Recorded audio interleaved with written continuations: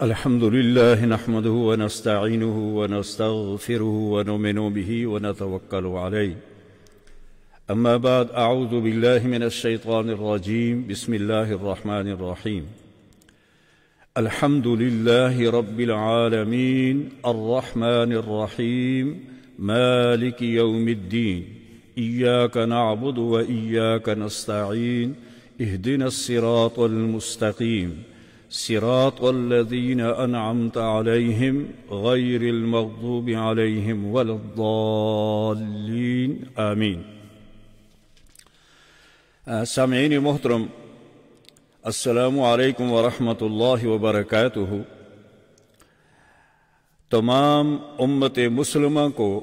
2022 کا رمضان مبارک ہو، اور اللہ تبارک و تعالیٰ کا لاکھ لاکھ شکر ہے کہ اس نے ہمیں زندگی کا ایک اور موقع دیا کہ ہم رمضان مبارک کے روزے رکھیں، اس کی برکات اور اس کی رحمتوں سے اپنے آپ میں زیادہ سے زیادہ اس کی رحمتیں سمیٹ سکیں، اس کی برکات کو حاصل کر سکیں اور اللہ کا قرب حاصل کر سکیں. اللہ تعالی ہم سب کو اس کی توفیق عطا فرمائے. جیسا کہ آپ حضرات کو معلوم ہے کہ ہم رمضان مبارک کے اندر مسلمان جہاں کہیں بھی ہیں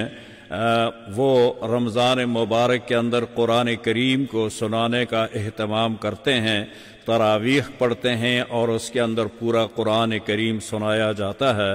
تو یہاں نیو یارک میں بھی ہمارے اس ادارے میں مرکز اسلامی میں ہم تقریباً کوئی 20 سال سے الحمدللہ یہ ہمارا سلسلہ متواتر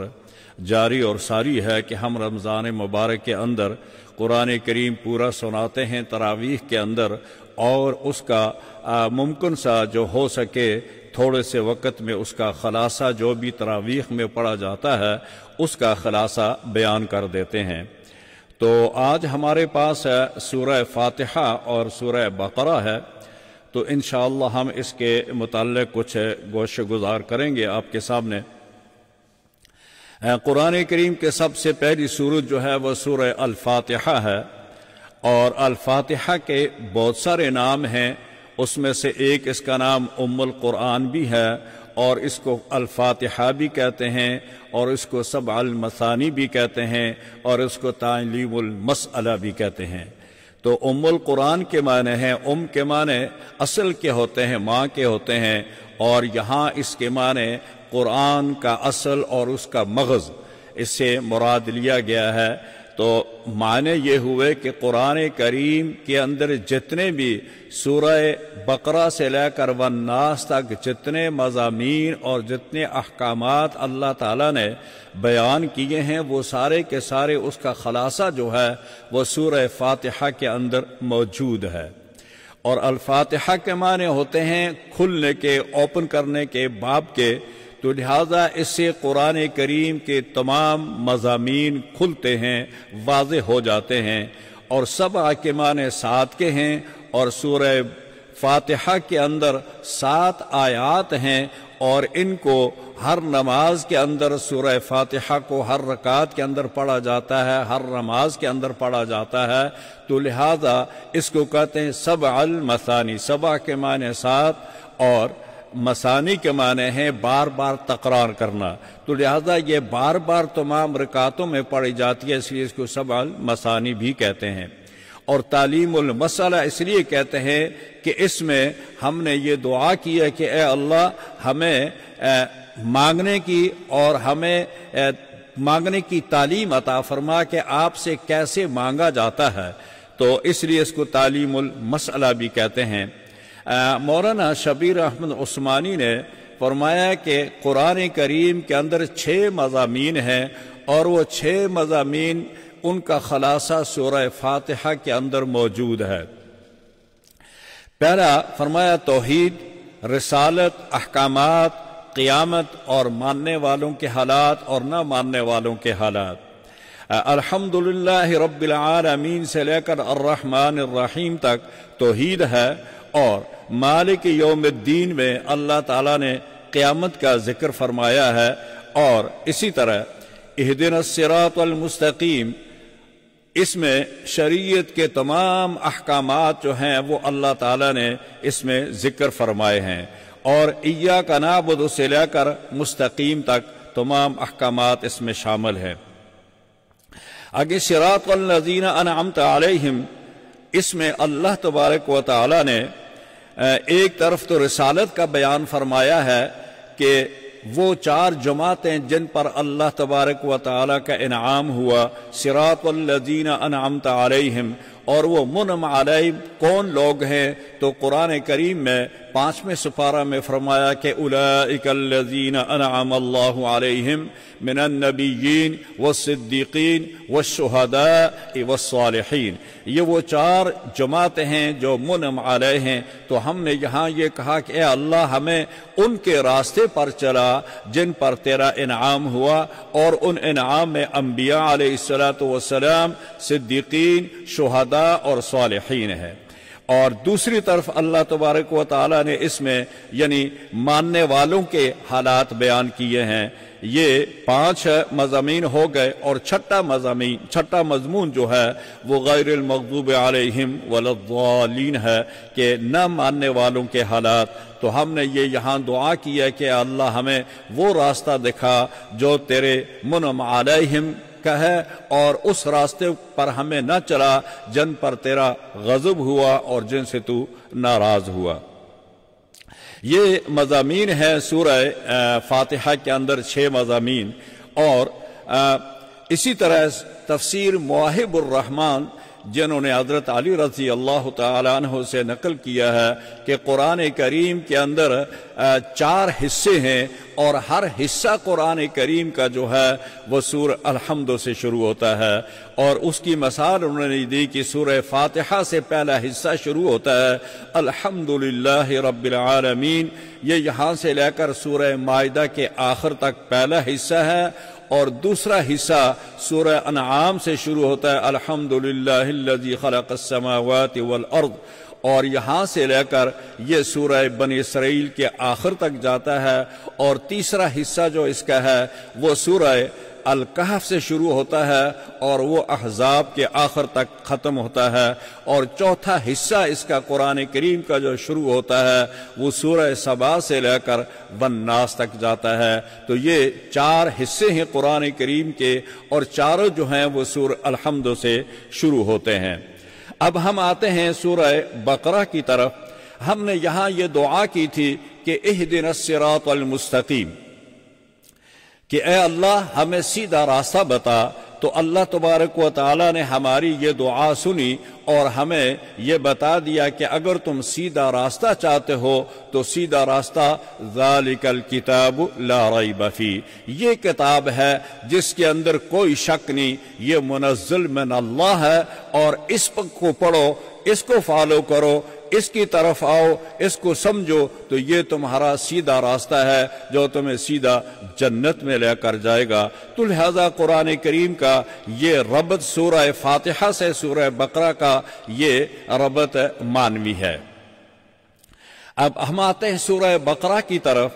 تو ہم نے یہاں یہ کہا کہ اے اللہ ہم ایاک نعبد و ایاک نستعین، اے اللہ ہم تیری ہی عبادت کرتے ہیں اور تجھ ہی سے مدد چاہتے ہیں، یہ اس کا معنوی ربط ہے۔ اور سورہ بقرہ میں کہا گیا کہ لا نعبد البقرہ کما عبدت الیہود والنصارى والمشرکین، اے اللہ ہم اسی طریقے سے بقرہ کی گائے کی عبادت نہیں کرتے جیسے یہود، نصارہ اور مشرکین گائے کی عبادت کرتے تھے، ہم تیری ہی عبادت کرتے ہیں۔ لا نعبد البقرۃ کما عبدت الیہود والمشرکین، یہ اس کا معنوی ربط ہے۔ سورہ بقرہ جو ہے یہ مدنی ہے، کل اس کی آیات 286 ہیں اور اس کے 40 رکوع ہیں، تقریباً 250 پاروں پر یہ مشتمل ہے۔ اس سورت کا نام مشہور یہی ہے، اس کا اکثر حصہ ہجرت مدینہ کے بعد بالکل ابتدائی دور میں نازل ہوا۔ سورہ بقرہ کے معنی گائے کے ہیں عربی کے اندر، اور ہمیشہ ہر صورت کے اندر جو مرکزی مضمون ہوتا ہے اس مرکزی مضمون کے لحاظ سے صورت کا نام بھی رکھ دیا جاتا ہے۔ لہذا سورہ بقرہ کے اندر ایک واقعہ پیش آیا تھا اور اس واقعہ کا تفصیل سے بیان کیا گیا تھا، اور اسی واقعہ کی وجہ سے اس سورت کا نام بھی بقرہ رکھ دیا گیا۔ یہ واقعہ بنی اسرائیل میں پیش آیا تھا۔ اس طرح ہوا کہ ایک شخص نے اپنے مالدار شخص سے رشتہ طلب کیا اور اس نے رشتہ دینے سے انکار کر دیا، اور اس کے انکار پر اس شخص نے اس رشتہ والے آدمی کو قتل کر دیا۔ لہذا یہ ان میں معلوم نہیں ہو سکا کہ یہ کون تھا قتل کرنے والا۔ اس نے قتل کر کے اس لاش کو کسی دوسری جگہ میں کسی دوسرے کے دروازے پر ڈال دیا اور معلوم نہ ہو سکا کہ یہ کون ہے۔ تو لہذا یہ ان کے اندر ایک کافی تشویش پائی جاتی تھی، تو یہ لوگ حضرت موسیٰ علیہ السلام کی خدمت میں حاضر ہوئے اور کہا کہ اے اللہ کے نبی، ہمارے اندر یہ ایک واقعہ پیش آ گیا ہے اور یہ ہم پر بڑا کرب اور مشکل ہے، لہذا اس میں بہت زیادہ جنگ و جدال کا خطرہ ہو سکتا ہے، تو آپ اللہ تبارک و تعالی سے دعا فرمائے کہ اللہ تعالی ہمیں اس قاتل تک پہنچا دے۔ تو حضرت موسیٰ علیہ السلام نے باذن خداوندی یہ ان کو حکم دیا بنی اسرائیل کو کہ تم ایک گائے ذبح کرو اور اس گائے کے جسم کا گوشت کا ایک ٹکڑا اس مردہ اس مقتول کے جسم سے لگاؤ تو یہ مقتول زندہ ہو جائے گا اور آپ نے قاتل کا نام بتا دے گا۔ تو اس میں بنی اسرائیل نے کافی حجت کی، کافی کہنے لگے قالوا ادع لنا ربک یبین لنا ما ہی قال انه یقول انها بقرۃ لا فارض ولا بکر۔ اس کے اندر انہوں نے کافی حجتیں کی کہ وہ گائے کیسی ہو، وہ باکرا ہو یا وہ بچے دینے والی ہو، اس کا رنگ کیسا ہو، اس کی عمر کیسی ہو، وغیرہ وغیرہ بہت سے سوال کرتے رہے، جس کی وجہ سے ان کو کافی اس میں مشکل اور دقت بھی پیش آئی۔ اس واقعہ کی وجہ سے اس سورت کا نام سورہ بقرہ ہی رکھ دیا گیا۔ معالم نے کلبی کے یہ قول بھی نقل کیا ہے کہ اس وقت تورات میں اس کے متعلق کوئی شرعی قانون بھی نازل نہیں ہوا تھا، تو غرض بنی اسرائیل نے حضرت موسیٰ سے یہ التجا کی اور حضرت موسیٰ نے اللہ تبارک و تعالی سے حکم خداوندی کے مطابق ان کو حکم دیا، اور انہوں نے وہ گائے ذبح کی، اور ذبح کرنے کے بعد اس کے جسم کا ٹکڑا جو تھا وہ کاٹ کر اس مقتول کو لگایا، جس سے وہ زندہ ہو گیا، اور اس زندہ ہونے کے بعد اس نے اپنا قاتل بتا دیا، اور قاتل بتانے کے بعد دوبارہ وہ مر گیا۔ اس سے دو فائدے ہوئے۔ اس سے اتفاق سے اس واقعہ سے دو اور اختلافی معاملے حل ہو گئے۔ پہلا اختلافی معاملہ یہ تھا کہ وہ لوگ بعد الموت کے قائل نہیں تھے، وہ یہ سمجھتے تھے کہ جب ایک دفعہ مر جائیں گے اذا متنا وکنا ترابا وعظاما انا لفی خلق جدید انا لمبعوثون، کہ جب ہم مر جائیں گے، مٹ جائیں گے، ہڈیاں ہو جائیں گی، ریزہ ہم ہو جائیں گے، تو کیا اس کے بعد بھی ہمیں دوبارہ اٹھایا جائے گا؟ یہ ان کا سوال تھا، اس کے وہ قائل نہیں تھے۔ اور دوسرا یہ تھا کہ وہ چونکہ گائے کی پوجا کرتے تھے، عبادت کرتے تھے، اور ایک سلیم الفطرت شاعر نے اس زمانے میں یہ کہا تھا کہ لا دردر رجالا خاب سعیہم یستمطرون لدی الازمات بالعشر۔ اس نے کہا کہ کیا ان لوگوں کا عمل بے نتیجہ ٹھہرا اور ان کی کوشش ناکام ہوئی جو خشک سالی میں عشر کے ذریعے بارش طلب کرتے ہیں۔ جب خشک سالی ہوتی تھی عرب کے ملک کے اندر، تو وہ مشرکین جو تھے وہ گائے کی پوچھل کے ساتھ، دم کے ساتھ ایک سلع، ایک گھاس کی ٹہنی ہوتی ہے، اس کو گائے کی پشت کے ساتھ، اس کی دم کے ساتھ باندھ کر اس ٹہنی کو، ان گھاس کو آگ لگا دیتے تھے اور گائے کو کھلا چھوڑ دیتے تھے۔ جب وہ آگ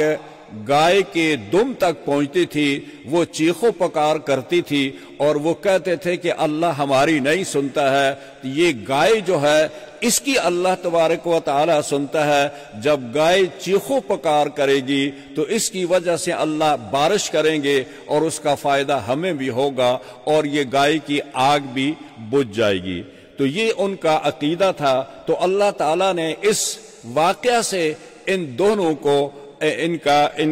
کی نفی کر دی۔ فرمایا کہ جس طرح یہ مقتول کو ہم زندہ کر سکتے ہیں، تمہارے سامنے مرا ہوا ہے اور ہم اس کو زندہ کر سکتے ہیں، اسی طرح قیامت کے دن ہم تمہیں بھی زندہ کرنے پر قادر ہیں۔ اور یہ گائے کی جس کی تم عبادت کرتے ہو یہ اپنے آپ کو نہیں بچا سکتی ہے، تو تمہاری دعائیں کیسے سنے گی، تمہاری سفارش کیسے کرے گی، تمہارے لیے بارش کیسے لائے گی؟ لہذا یہ خود اپنے آپ کو نہیں بچا سکتی، یہ ذبح ہو گئی۔ تو یہ دونوں چیزیں کی نفی کر دی کہ ایک یہ کہ ہم زندہ کرنے پر قادر ہیں، جس طرح ہم نے اس مردہ کو زندہ کیا، مقتول کو زندہ کیا، اسی طرح ہم تمہیں بھی آخرت میں قیامت کے دن زندہ کرنے پر قادر ہیں، زندہ کریں گے، تم سے حساب و کتاب لیں گے۔ اور جس طرح یہ گائے اپنے آپ کو نہیں بچا سکتی، اس طرح وہ تمہاری دعائیں بھی نہیں سن سکتی ہے اور تمہاری حاجات بھی پوری نہیں کر سکتی ہے۔ لہذا ان دونوں چیزوں کا ایک یہ فائدہ ہوا کہ گائے کے ذبح کرنے سے، مردہ کے زندہ ہونے سے ان کے اس باطل عقیدے کی تردید اللہ تبارک و تعالی نے کر دی۔ سورہ بقرہ کے بھی بہت سارے نام ہیں۔ اس کو بقرہ اس لیے کہتے ہیں کہ اس میں یہ گائے کا ذکر تھا۔ اس کا دوسرا نام فسطاط القرآن ہے۔ فسطاط کے معنی خیمہ کے ہوتے ہیں۔ جس طرح خیمہ اپنے اندر لوگوں کو حفاظت میں رکھتا ہے، ان کو بچاتا ہے اور اندر سمیٹ لیتا ہے لوگوں کو، تو سورہ فاتحہ بھی قرآن کریم کے تمام مضامین کو اسی طرح اپنے اندر یہ سمائے ہوئے ہے، جس طرح خیمہ انسانوں کو اپنے اندر سمائے ہوئے ہوتا ہے۔ اور اس کا تیسرا نام سنام القرآن ہے۔ سنام کے معنی ہیں اعلیٰ حصے کے، اور اس لیے اس کو سنام کہتے ہیں کہ لِكُلِّ شَيْءٍ سَنَامٌ وَسَنَامُ الْقُرْآنِ الْبَقَرَةِ۔ فرمایا رسول اللہ نے کہ ہر چیز کا ایک اعلیٰ حصہ ہوتا ہے، اور سورہ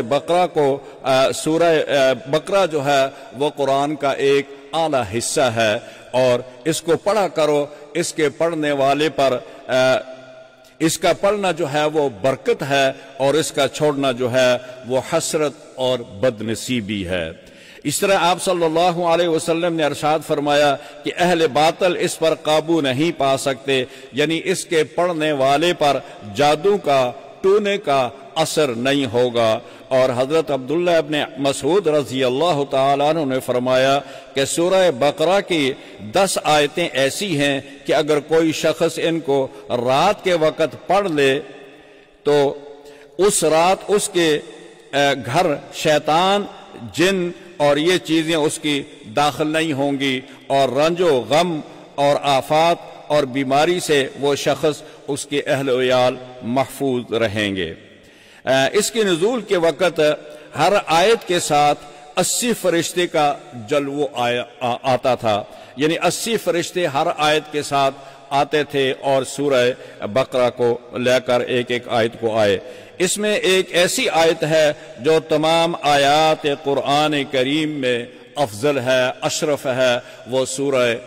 وہ آیت الکرسی ہے۔ یعنی ایک ایسی آیت جو تمام سورت کے اندر، بلکہ پورے قرآن کے اندر اعلیٰ اور افضل ہے، وہ آیت الکرسی ہے، جس کے 10 کلمے ہیں۔ اس میں 10 آیتیں ایسی ہیں اگر مجنون پر پڑھی جائیں تو اللہ تبارک و تعالی اسے فاقہ کرے۔ اس میں سے سورہ بقرہ کی یہ پہلی الف لام میم بھی ایک آیت ہے، اور وہاں سے لے کر متقین تک، اور اسی طرح سورہ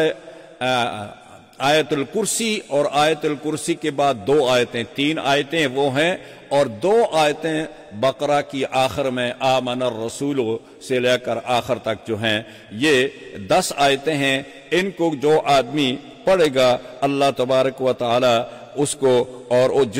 جس بیمار پر پڑھ کر دم بھی کرے گا تو اللہ اس کو افاقہ دیں گے اور وہ ہر بیماری سے محفوظ رہے گا۔ مجنون اور وغیرہ پر پڑی جائیں، جادو والے وغیرہ والے پر پڑی جائیں تو اللہ تعالیٰ اس کو بھی شفا عطا فرماتے ہیں۔ اب ہم آتے ہیں آگے، یہ پہلی قرآن کریم کی 5 آیات ہیں جن میں اللہ تبارک و تعالیٰ نے مسلمانوں کا ذکر کیا گیا ہے، مومنین کا ذکر کیا گیا ہے، الف لام میم سے لے کر آخر ہم المتقون تک، مفلحون تک۔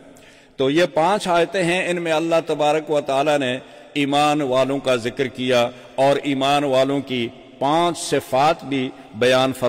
فرمایا الذین یؤمنون بالغیب ویقیمون الصلاة ومما رزقناہم ینفقون والذین یؤمنون بما انزل الیک وما انزل من قبلک وبالآخرۃ ہم یوقنون۔ تو یہ 5 صفات ایمان والوں کے بیان کی گئی ہیں کہ وہ ایمان بالغیب رکھتے ہیں، اقامت الصلاۃ کے پابند ہوتے ہیں، صدقات کی ادائیگی کرتے ہیں، اور قرآن اور سابقہ کتب سماویہ پر ایمان رکھتے ہیں، اور قیامت پر بھی وہ ایمان اور یقین رکھتے ہیں۔ یہ 5 آیات جو ہیں ان میں اللہ تعالیٰ نے ایمان والوں کا اور ان کی ایمان والوں کی 5 صفات ذکر کی گئی ہیں۔ آگے 2 آیتیں ہیں جن میں اللہ تبارک و تعالیٰ نے کفار کا ذکر کیا ہے اور فرمایا کہ ان الذین کفروا سواء علیہم اانذرتہم ام لم تنذرہم لا یؤمنون ختم اللہ علی قلوبہم وعلی سمعہم وعلی ابصارہم غشاوہ ولہم عذاب عظیم۔ یہ 2 آیتیں کفار کے لیے ہیں، اور آگے 13 آیات ہیں جن میں اللہ تبارک و تعالیٰ نے منافقین کا ذکر فرمایا ہے۔ منافقین کے وہاں ذکر کے ساتھ ساتھ ان کی منافقین کی صفات جو تھی وہ بھی بیان کیے ہیں کہ منافقین کے اندر کیا کیا صفات ہوتی ہیں۔ یہ کل 20 آیات ہیں، اور ان 20 آیات کے اندر اللہ تبارک و تعالیٰ نے مومنین کا، کافرین اور منافقین کا ذکر کیا۔ آگے اللہ تبارک و تعالیٰ نے اس سورت کا دعوی ذکر فرمایا ہے۔ سورت نے یہ دعویٰ کیا تھا کہ یا ایہا الناس اعبدوا ربکم الذی خلقکم والذین من قبلکم لعلکم تتقون۔ سورت نے دعویٰ یہ کیا کہ اے لوگو، آپ نے رب کی عبادت کرو۔ رب تمہارا وہ ہے جس نے تمہیں پیدا کیا اور تم سے پہلے آدم سے لے کر تمہارے آباء و اجداد تک تمام انسانوں کو پیدا کیا، وہ تمہارا رب ہے۔ اب اس دعویٰ کو ثابت کرنے کے لیے آگے قرآن کریم نے دلائل دیے ہیں کہ رب کی تعریف کیا ہے۔ اس کے متعلق قرآن کریم کے اندر دلائل ہیں، دلیل عقلی، دلیل نقلی، اور یہ دلائل جو ہیں دلیل عقلی اور دلیل نقلی۔ دلیل نقلی اور انبیاء سے، سابقین انبیاء سے اور انبیاء سابقین سے تفصیلاً ذکر کی گئی ہے، اور اسی طرح دلیل جنات سے بھی دلیل، ملائکہ سے اور پرندوں سے اور ہر چیز سے دلیل نقلی کا ذکر کیا گیا ہے، اور ایک دلیل عقلی ہے۔ دلیل عقلی کہ جس کو عقل بھی تسلیم کرے کہ جو دلیل دینے والا ہے، جس کے ساتھ آپ بات کرنا چاہتے ہیں، اس کو سمجھانے کے لیے آپ ایک ایسی دلیل دیں کہ وہ اس بات کو ماننے پر مجبور ہو جائے، اس کا عقل اس بات کو تسلیم کر لے کہ جو کچھ یہ کہتا ہے یہ سچ کہتا ہے۔ اب ہم آتے ہیں پہلی کتابوں سے۔ دلیل نقلی پہلی کتابوں سے ہے کہ وَآتَيْنَا مُوسَى الْكِتَابَ وَجَعَلْنَاهُ هُدًى لِبَنِي إِسْرَائِيلَ أَلَّا تَتَّخِذُوا مِن دُونِي وَكِيلًا۔ یہ دلیل نقلی ہے پہلی کتابوں سے۔ اور انبیاء سابقین سے اجمالاً وما ارسلنا من قبلک من رسول الا نوحی الیہ انہ لا الہ الا انا فاعبدون، یعنی تمام انبیاء کا یہی دعویٰ تھا کہ اللہ تعالیٰ نے ہمیں اس لیے بھیجا ہے کہ ہم تمہیں اللہ تبارک و تعالیٰ کی طرف بلائیں اور تم اللہ کی عبادت کرو، اس کے سوا کوئی الہ نہیں، کوئی معبود نہیں ہے۔ دلیل نقلی کتب سابقہ کے علماء سے الذین آتیناہم الکتاب یتلونہ حق تلاوتی اولئک یؤمنون بہ، کہ وہ لوگ جن کو ہم نے کتاب دی وہ اس کتاب کی تلاوت کرتے ہیں جیسا اس کتاب کی تلاوت کرنے کا حق ہے۔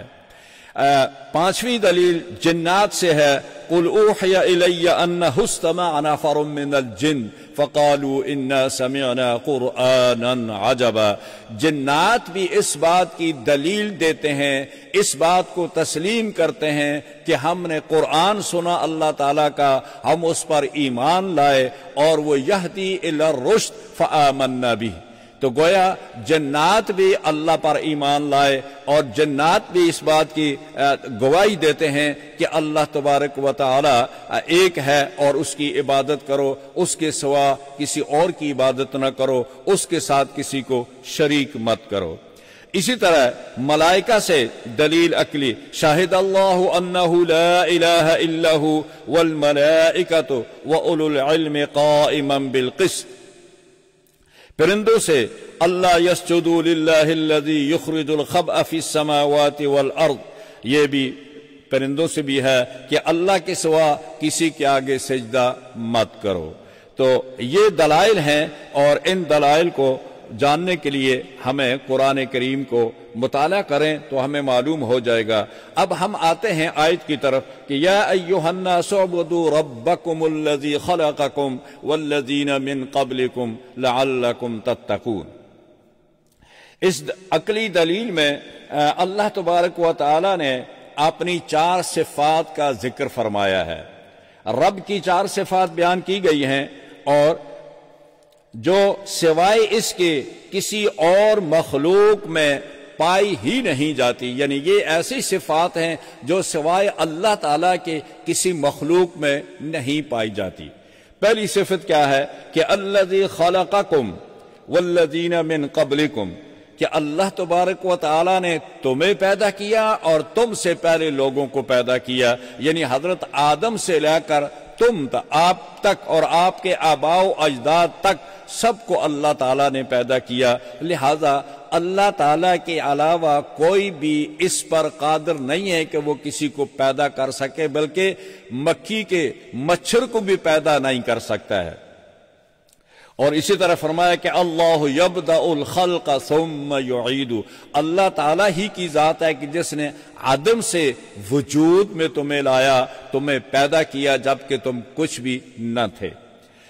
دوسری دلیل یعنی تمہارا رب وہ ہے جس نے تمہیں پیدا کیا اور تم سے پہلے لوگوں کو۔ الذی جعل لکم الارض فراشا، اور دوسری دلیل یہ دی کہ خداوند قدوس کی وہ ذات ہے جس نے زمین کو تمہارے لیے فرش بچھایا، فرش بنایا، بچھونا بنایا، اور اس پر تم چلتے ہو، اس پر تم مکان بناتے ہو، اس کو تم کھودتے ہو، اس میں تم کنویں آباد کرتے ہو، پانی نکالتے ہو، اس میں زراعت اور کھیتی باڑی کا کام کرتے ہو۔ ہم نے اس کو اتنا نرم بنایا ہے کہ تم اس میں مکان بھی بنا سکتے ہو، اس پر چلتے بھی ہو، اور اس کے اندر کھود کر اس میں تمام ذخیرہ پانی کا بھی کرتے ہو اور کھیتی باڑی کا کام بھی کرتے ہو۔ لہذا الذی جعل لکم الارض فراشا، یہ رب وہ ذات ہے جس نے بنایا تمہارے لیے زمین کو بچھونا اور فرش۔ اور تیسری صفت فرمایا کہ والسماء بناء، اور آسمان کو بنایا چھت تمہارے لیے۔ نہ تو اللہ کے سوا کوئی زمین بنا سکتا ہے، نہ کوئی اللہ کے علاوہ کوئی آسمان کو اتنا بغیر ستونوں کے کھڑا کر سکتا ہے، نہ اللہ کے علاوہ کوئی کسی کو پیدا کرنے کی قدرت اور طاقت رکھتا ہے، بلکہ تم تو خود پیدا کیے گئے ہو، تم کس کو پیدا کرو گے۔ اسی طرح آگے فرمایا چوتھی صفت وَأَنزَلَ مِنَ السَّمَاءِ مَاءً، اور اللہ تبارک و تعالی نے آسمان سے پانی برسایا جس سے تمہاری کھیتی باڑی آباد ہوتی ہے، گھاس اور سبزیاں اور تمہارے رزق کا سارا انتظام ہوتا ہے، اور اس سے تمہارے زمینوں کے اندر پانی جذب ہوتا ہے، اور اس پانی کو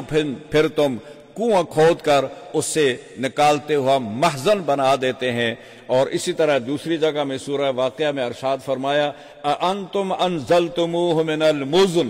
أَمْ نَحْنُ الْمُنزِلُونَ، کیا بارش سفید بادلوں سے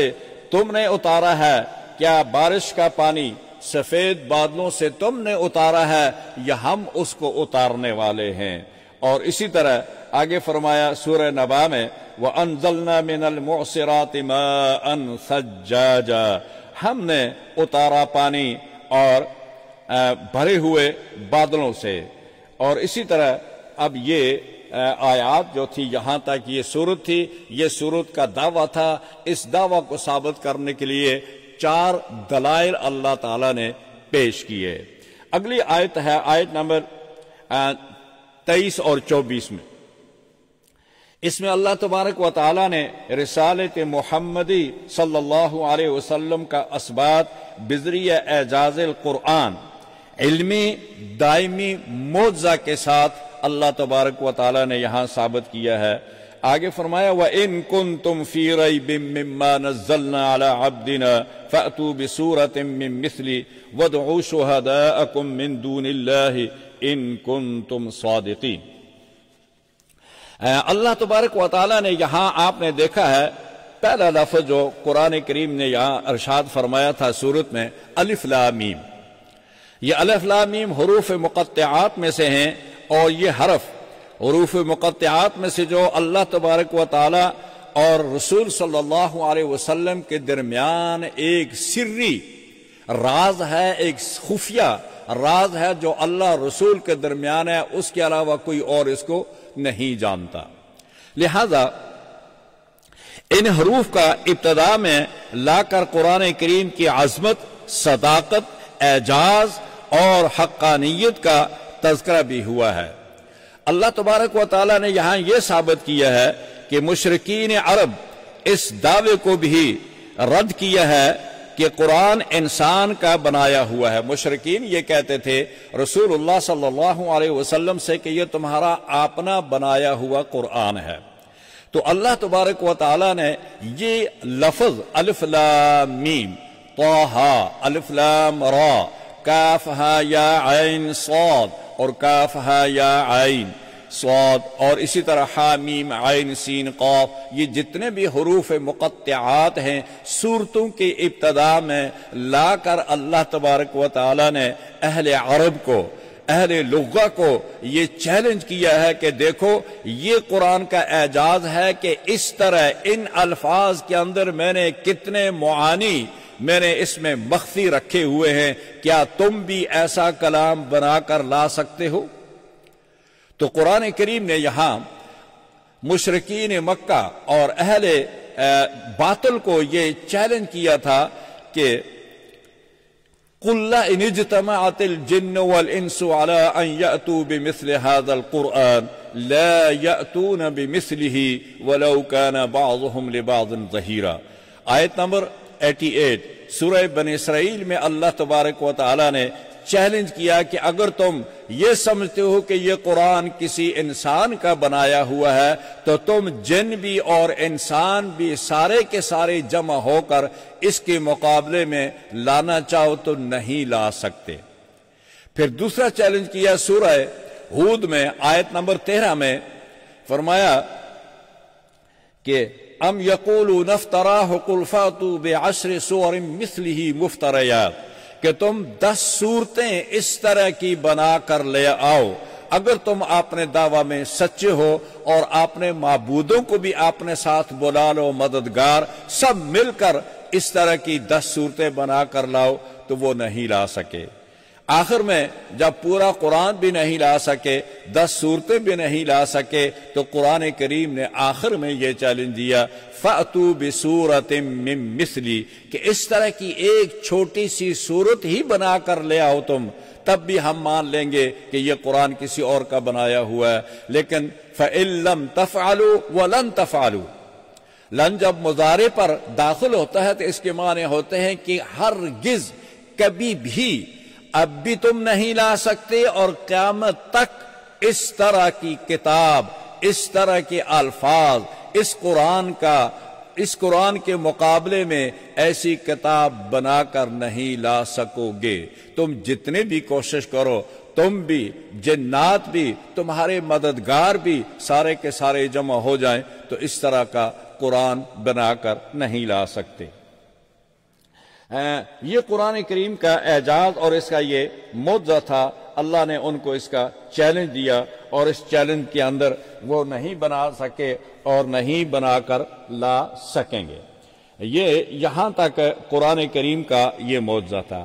آگے حضرت آدم علیہ السلام کا ذکر کیا گیا اگلی آیات میں، وَإِذْ قَالَ رَبُّكَ لِلْمَلَائِكَةِ إِنِّي جَاعِلٌ فِي الْأَرْضِ خَلِيفَةً۔ حضرت آدم اور حوا علیہ السلام کو قصہ جو ابلیس لعین کے ساتھ پیش آیا، حقیقت میں یہ ساری انسانیت اور اس دنیا کی ابتدا سے انتہا تک کا قصہ ہے۔ یہ قصہ حق و باطل، خیر اور شر کے درمیان دائمی کشمکش کی نشاندہی کرتا ہے۔ یہ قصہ حضرت آدم علیہ السلام کی عظمت، شان بتاتا ہے۔ انہیں ارضی خلافت عطا کی گئی اور ایسے علم سے نوازا گیا جو فرشتوں کے پاس نہیں تھا۔ ملائکہ کو ان کے سامنے سجدہ ریز ہونے کا حکم دیا گیا۔ منصب خلافت پر فائز ہونے کی وجہ سے بنو آدم اس امر کے پابند ہیں کہ وہ زمین پر اللہ تبارک و تعالیٰ کے احکام کو نافذ کریں اور دنیا کا نظام ایسے ہی چلائیں جیسے اللہ تعالیٰ چاہتے ہیں۔ آیت نمبر 40 سے 123 تک بنی اسرائیل کے تمام واقعات کی جزیات بیان کی گئی ہیں۔ حضرت آدم کا قصہ بھی طویل ہے اور یہ 10 آیات کے اندر ہے۔ اس کے بعد اللہ تعالیٰ نے آیت نمبر 40 سے لے کر 123 تک بنی اسرائیل کے تمام واقعات کی جزیات بیان کی گئی ہیں، تھوڑا تھوڑا حصہ بیان کیا ہے، جبکہ سورہ قصص 20ویں سپارے اور سورہ شعراء 19ویں پارے میں اور سورہ طٰہٰ 16ویں پارہ میں یہ حضرت موسیٰ علیہ السلام اور بنی اسرائیل کا قصہ مفصل آئے گا، لیکن انہی واقعات کی تھوڑی تھوڑی جزیات سورہ بقرہ کے اندر اللہ تعالیٰ نے بیان کی ہیں، اور یہ تقریباً آیت نمبر 40 سے لے کر آیت نمبر 123 تک اس کا ذکر کیا گیا ہے۔ لیکن سورہ بقرہ میں 83 آیات میں بنی اسرائیل کا تذکرہ آیا ہے، یعنی 83 آیات ہیں۔ 83 آیات میں اللہ تعالیٰ نے بنی اسرائیل کا ذکر کیا گیا ہے مختلف آیات میں، اور وقفے وقفے سے جزیات اس کے بیان کیے ہیں، پورے واقعات بیان نہیں ہوئے، اور یہ پورا واقعہ انشاءاللہ ہم آپ کو سورہ طٰہٰ میں ذکر کر دیں گے، حضرت موسیٰ اور فرعون کا اور بنی اسرائیل کا یہ سارا قصہ وہاں بیان کر دیں گے انشاءاللہ۔ یہاں سورہ مائدہ میں اللہ تبارک و تعالیٰ نے آیت نمبر 20 میں ارشاد ہوتا ہے کہ وَإِذْ قَالَ مُوسَىٰ لِقَوْمِهِ يَا قَوْمِ اذْكُرُوا نِعْمَةَ اللَّهِ عَلَيْكُمْ۔ حضرت موسیٰ علیہ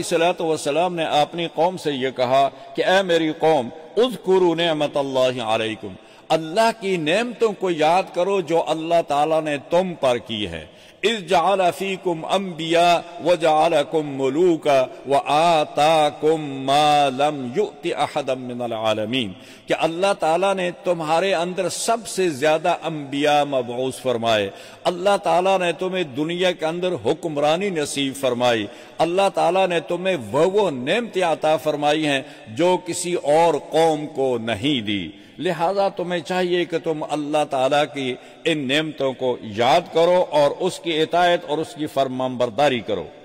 اس آیت میں سب سے پہلے تو یہ بتایا گیا،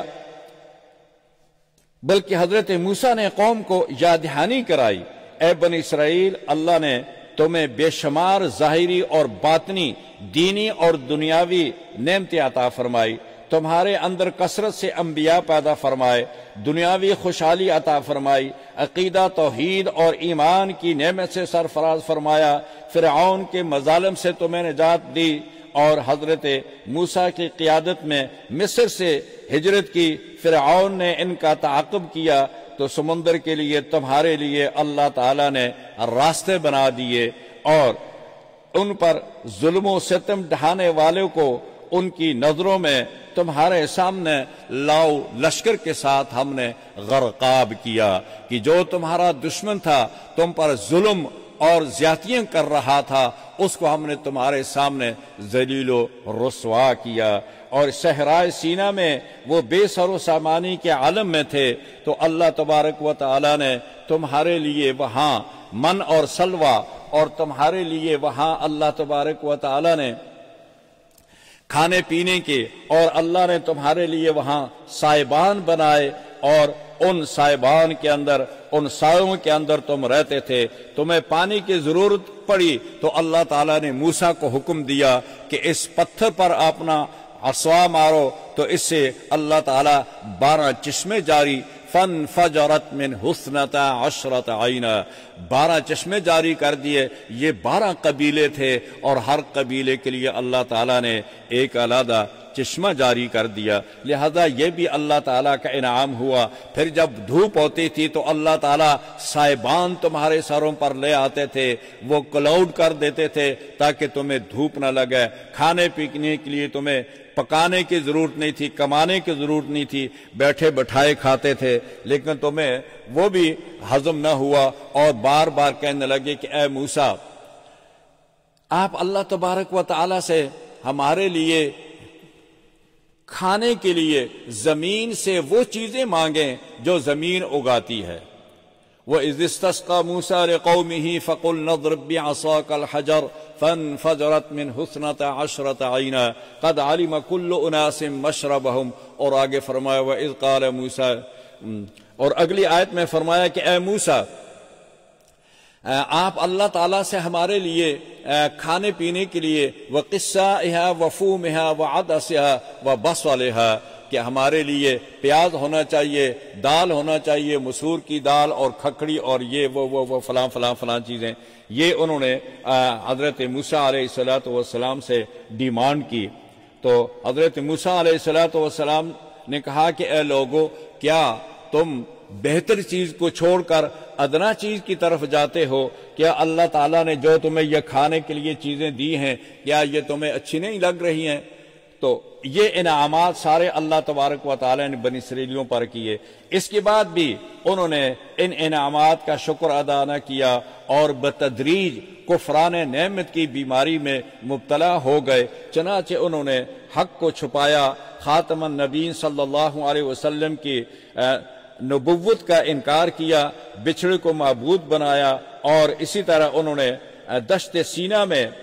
بے صبری اور حرص اور طمع کا مظاہرہ کیا، اور اسی طرح اریحہ شہر میں متکبرانہ انداز میں داخل ہوئے، جبکہ انہیں عاجزی کے ساتھ داخل ہونے کا حکم دیا تھا۔ فرمایا فَادْخُلُوا الْبَابَ سُجَّدًا وَقُولُوا حِطَّةٌ نَغْفِرْ لَكُمْ خَطَايَاكُمْ وَسَنَزِيدُ الْمُحْسِنِينَ۔ انہوں نے انبیاء کو نہ حق قتل کیا، اور اسی طرح بار بار بدعہدی کی، اور اس کے عہد توڑنے کے مرتکب ہوئے، ان کے دل سخت ہو گئے تھے۔ انہوں نے کلام اللہ میں لفظی اور معنوی تحریف کی، شریعت کے بعض احکام پر وہ ایمان لائے اور بعض کا انکار کرتے رہے۔ وہ بغض اور حسد کی بیماری میں مبتلا ہو گئے، انہیں مادی زندگی سے مبالغے کی حد تک محبت تھی، اور ان کو مقرب فرشتوں سے بیزاری کا اظہار کرتے تھے، سحر و کہانت میں بے حد دلچسپی رکھتے تھے۔ قل من کان عدوا لجبریل فانہ نزلہ علی قلبک باذن اللہ، وہ کہتے تھے جبریل ہمارا دشمن ہے، یہ سخت احکامات ہم پر لے کر آتا ہے، اور اگر جبرائیل کے علاوہ میکائیل یا اسرافیل کوئی پیغام لاتے تو ہم سمجھتے وہ صحیح ہے، لیکن یہ سخت پیغام لاتا ہے، لہذا وہ جبرائیل کی بھی دشمن تھے۔ تو اللہ تعالیٰ نے جواب دیا کہ من کان عدوا للہ وملائکتہ ورسلہ وجبریل ومیکال فإن اللہ عدو للکافرین، پھر اللہ بھی ان کا دشمن ہے جو میرے فرشتوں کے دشمن ہیں۔ ان کے ہاں ایسے عملیات کو قبول عام حاصل تھا، یعنی جادو، ٹونا ٹانا اور یہ سحر اور کہانت، یہ ان کے ہاں بہت تھی، جو کہ آج کل ہمارے ہاں بھی بڑے لوگوں میں بھی یہ آ گئی ہے، جادو اور ٹونا، اور یہ اللہ تعالیٰ اس سے محفوظ فرمائے، جن کے ذریعے میاں بیوی کے درمیان جدائی پیدا کر کے عشق اور پر از فسق کے راہ ہموار کی جائے۔ بدفعلی کے باوجود جنت کے واحد ٹھیکیدار بنے ہوئے تھے، یعنی برے کام بھی کرتے تھے اور کہتے تھے کہ یہ جنت جو ہے یہ ہمارے لیے ہے اور وہ اس میں ہم ہی جائیں گے۔ وَقَالُوا لَن يَدْخُلَ الْجَنَّةَ إِلَّا مَنْ كَانَ هُودًا أَوْ نَصَارَىٰ، کہتے تھے کہ جنت صرف یہود اور نصارہ جائیں گے، اس میں اور کوئی نہیں جائے گا۔ تو قرآن کریم نے کہا کہ تِلْكَ أَمَانِيُّهُمْ قُلْ هَاتُوا بُرْهَانَكُمْ إِن كُنتُمْ صَادِقِينَ، یہ تمہاری تمنا ہے، خواہش ہے، لیکن اگر تمہارے پاس اس کی کوئی دلیل ہے تو وہ لے کے آؤ۔ ان کے پاس کوئی اس کی دلیل نہیں ہوتی تھی۔ اس کے ساتھ ہی یہ دعویٰ بھی کرتے تھے کہ صرف ہم ہی حق پر ہیں اور ہمارے مخالف فرقہ کے پاس کوئی دلیل نہیں ہے۔ یہود پر انعامات اور ان کے کفران نعمت اور جرائم کی تفصیل کے بعد تذکرہ ہے حضرت ابراہیم علیہ السلام کا، جن کی عظمت شان کو یہودی اور نصارہ دونوں تسلیم کرتے ہیں اور فخریہ طور پر ان کی طرف اپنی نسبت کرتے ہیں، حالانکہ اگر وہ اپنے دعویٰ میں سچے ہوتے تو ہمارے نبی اکرم صلی اللہ علیہ وسلم کی اتباع کرتے، کیونکہ آپ صلی اللہ علیہ وسلم دین ابراہیمی ہی کی دعوت دیتے تھے، اور دین ابراہیمی تھا جو اللہ تبارک و تعالیٰ کو پسند کیا اللہ نے، اور اس کے اوپر حضرت نبی اکرم صلی اللہ علیہ وسلم کو بھی اسی کی دعوت دینے کا حکم کیا۔ حضرت ابراہیم علیہ السلام کی مختلف ابتلاؤں اور آزمائشوں میں ڈالا، لیکن وہ ہر آزمائش میں اللہ تعالیٰ نے اللہ کے فضل اور کرم سے سرخرو ہو کر نکلے۔ والدین سے بت پرستی کا معاملہ ہو یا قوم سے ٹکراؤ کا، نمرود سے باس مباحثہ کا مرحلہ ہو یا آگ میں ڈالے جانے کا اور وطن سے ہجرت کرنے کا، بیوی اور بچے کو کعبہ کے اندر بیاباں جگہ میں چھوڑ کر جانے کا ہو یا لخت جگر کو اپنے ہاتھوں سے ذبح کرنے کا معاملہ ہو، اللہ کے خلیل پر مقام، اللہ کے خلیل ہر مقام پر ثابت قدم رہے اور ان کے قدموں میں ذرہ برابر بھی لغزش نہ آئی۔ اسی ثابت قدمی کی برکت تھی کہ ان کی دعائیں قبول ہوئی، مکہ امن کا شہر بنا، وہاں کے رہنے والوں کو پھلوں کا رزق میسر آیا، اور سب سے بڑی دعا جو قبول ہوئی وہ یہ کہ اللہ تعالیٰ نے قریش کی نسل سے خاتم النبیین کو پیدا فرمایا، اور دعا کی کہ اے اللہ ربنا وابعث فیہم رسولا منہم یتلو علیہم آیاتک ویعلمہم الکتاب والحکمہ ویزکیہم۔ اور دوسری جگہ میں یہ آیت 3 جگہ میں آئی ہے، اللہ تبارک و تعالیٰ نے اپنے پیغمبر صلی اللہ علیہ وسلم کے لیے حضرت ابراہیم نے دعا مانگی تو اللہ تعالیٰ نے حضرت ابراہیم کی دعا قبول فرمائی، اور نبی اکرم صلی اللہ علیہ وسلم اکثر فرمایا کرتے تھے کہ انا دعوت ابراہیم، کہ میں ابراہیم کی دعوت ہوں، کہ انا دعوت ابراہیم و ابن ذبیح اللہ و ابن ذبیح اللہ، میں قربانی کے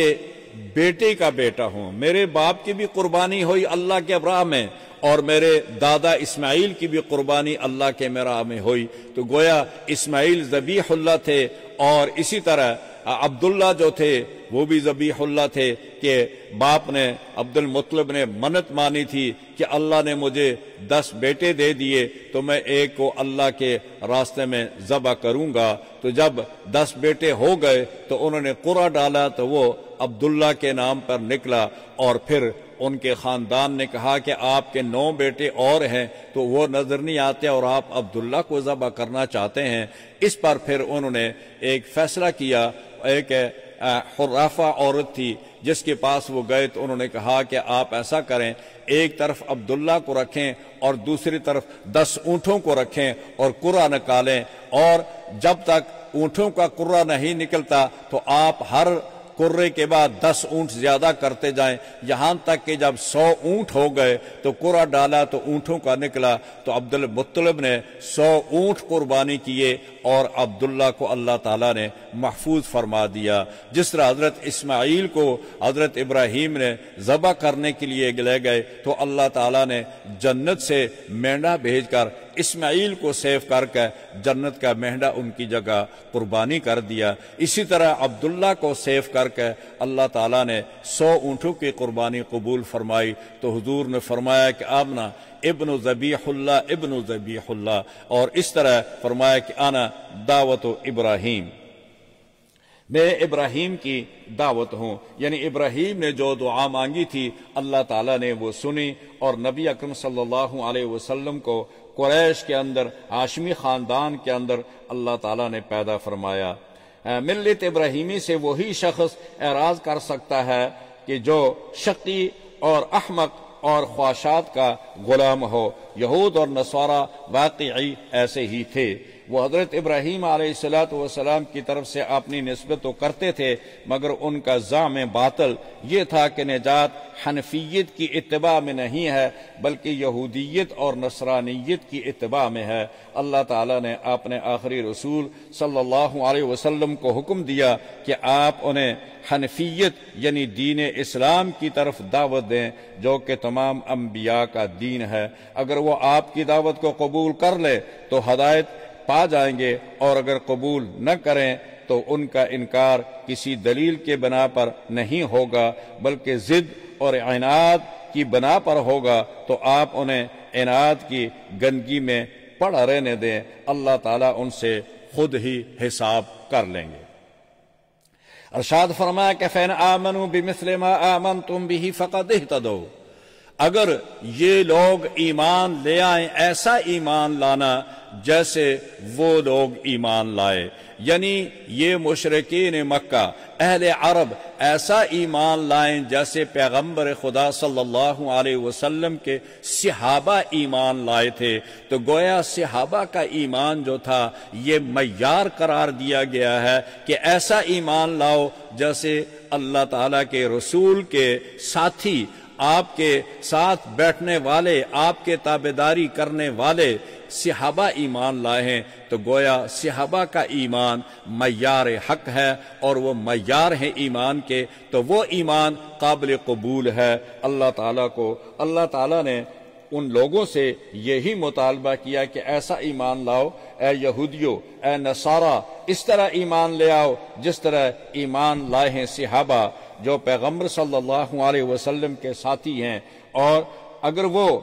منہ موڑ رہے ہیں تو اس پر تعجب نہ کرو کیونکہ ضد اور مخالفت ان کی عادت ہے، یعنی یہود اور نصارہ کی ضد اور حق کی مخالفت کرنا یہ ان کی عادت رہی ہے۔ اگر انہوں نے شرارت کرنے کی کوشش کی تو ان سے عنقریب اللہ تبارک و تعالی حساب کر لیں گے، اور وہ بڑے سننے والے اور نہایت ہی مہربان ہیں۔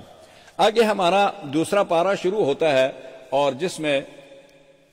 اللہ تبارک و تعالی نے سَيَقُولُ السُّفَهَاءُ مِنَ النَّاسِ مَا وَلَّهُمْ عَنْ قِبْلَتِهِمُ الَّتِي كَانُوا عَلَيْهَا، اس کے اندر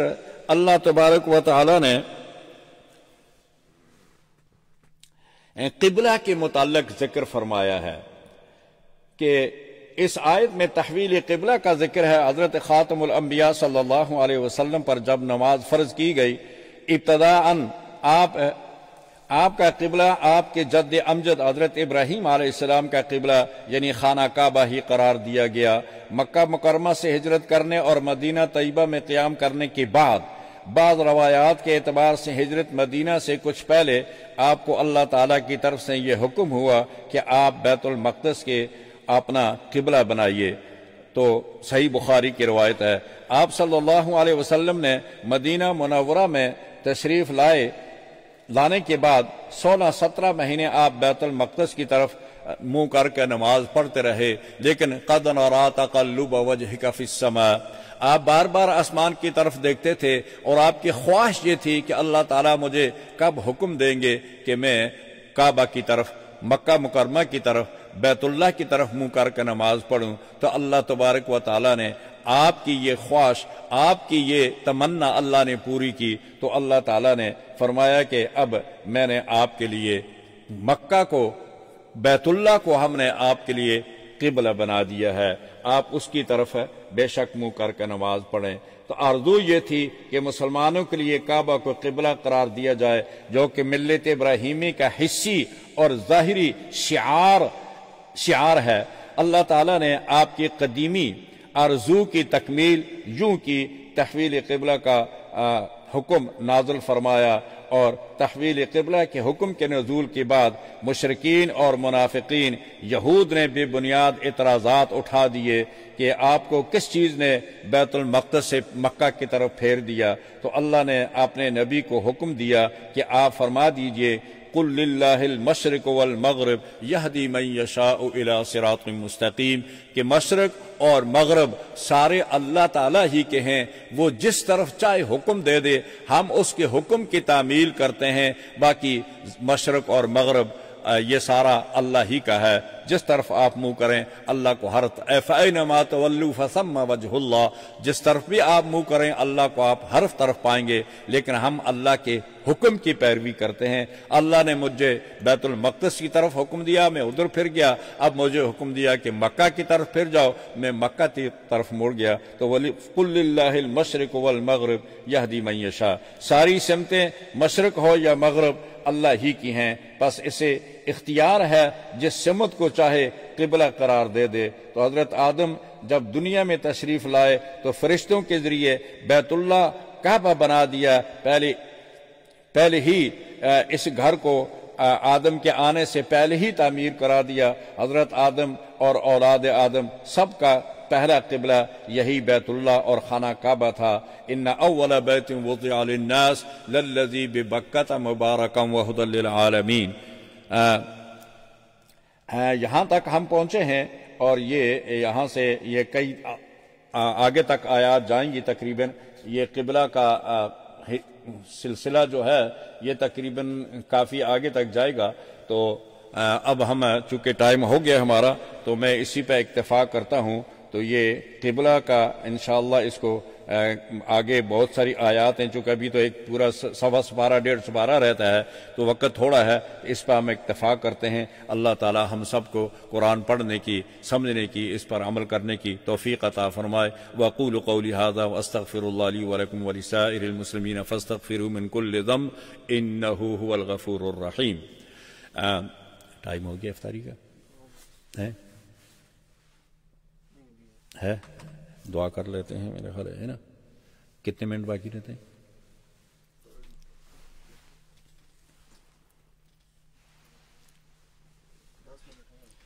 اچھا، ہاں، دعا کریں اللہ تعالی ہم سب کو قرآن پڑھنے کی، اس پر عمل کرنے کی ہمیں توفیق عطا فرمائے، اور خصوصی رمضان مبارک کے اندر جتنا بھی زیادہ قرآن پڑھا جائے، اس کے ہر ایک حرف کے بدلے میں آپ کو نیکیاں جو ہیں وہ 10 نیکیوں سے بھی زیادہ ملیں گی، چونکہ رمضان کے اندر نیکیاں جو ہوتی ہیں وہ بڑھ جاتی ہیں، ہر ایک نیکی کے بدلے میں 10 ملتی ہیں۔ اور قرآن جب آپ پڑھیں گے تو اللہ تعالیٰ ویسے ہی قرآن کا ایک حرف پڑھنے کے بدلے میں 10 نیکیاں ہیں، تو اگر آپ اس کو پڑھیں گے تو اللہ تعالیٰ آپ کو اتنی نیکیاں عطا فرمائیں گے۔ آپ گن لیں کہ الف لام میم 3 حرف ہیں، اور اگر آپ یہ الف لام میم ہی پڑھ لیں تو 30 نیکیاں آپ کے اعمال نامہ میں جمع ہو جائیں گی، اور سورہ فاتحہ کو آپ پڑھ لیں تو کتنے حروف ہیں اس کے اندر، اس حساب سے آپ 10 کے ساتھ ضرب دے دیں تو کتنی نیکیاں آپ کی جمع ہوتی ہیں۔ تو اس لیے نبی کریم صلی اللہ علیہ وسلم نے ارشاد فرمایا کہ کوشش کیا کرو قرآن کریم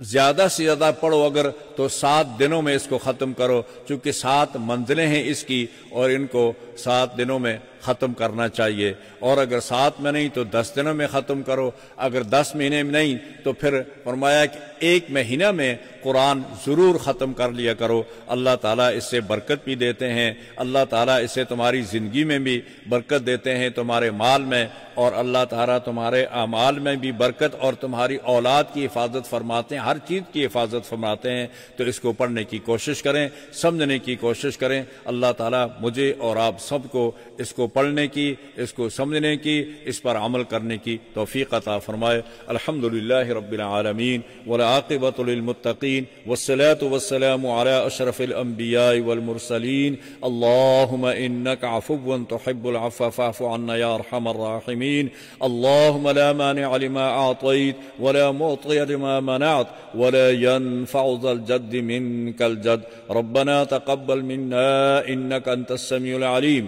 وتب علينا